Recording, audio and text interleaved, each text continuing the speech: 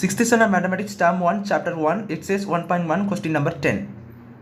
Tamil Nadu has about 26,345 square kilometers of forest land. Write a number mentioned in the statement in the Indian system and the international system. So பாருங்க ஒரு number கொடுத்துருக்காங்க statement டாட்டு. So 26,345 square kilometre, அதாவது Tamil Nadu forest லேண்டோடைய ஏரியாவை மெஷர்மெண்ட்டை கொடுத்துருக்காங்க.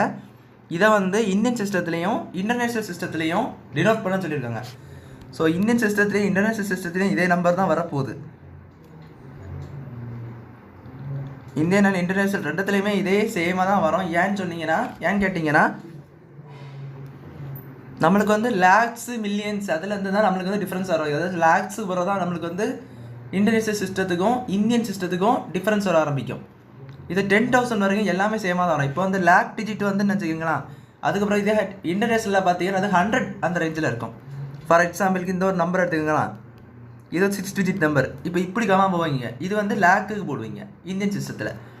International சிஸ்டத்தில் இங்கே கமா போடுவீங்க, இங்கே டிஜிட் இருந்தால் கமா போட்டு எழுதணும், இல்லைன்னா இந்த மாதிரி விட்டுறணும்னு வந்து சொல்லியிருப்பேன். ஸோ இது வந்து இன்டர்நேஷ்னல் சிஸ்டத்தில் 6 டிஜிட்டுக்கு வரக்கூடியது. ஆனால் இங்கே 5 டிஜிட்டாக கொடுத்துருக்காங்க. 5 டிஜிட் பொறுத்த வரைக்கும் நம்மளுக்கு வந்து பிரச்சனை இல்லை, ரெண்டுத்துலேயுமே 10,000 தான் வரும். ஸோ நீங்கள் ரொம்ப ஈஸியாக எழுதிடலாம். இந்தியன்னே இதே தான் வரும், அண்ட் இன்டர்நேஷ்னல் என்ன தான் செய்யும், இதே தான் வரும். ரெண்டுமே சேம்னு சொல்லிட்டு நீங்கள் எழுதலாம். பட் நீங்கள் இது தனித்தனியாக இந்த மாதிரி எழுதிக்கோங்க.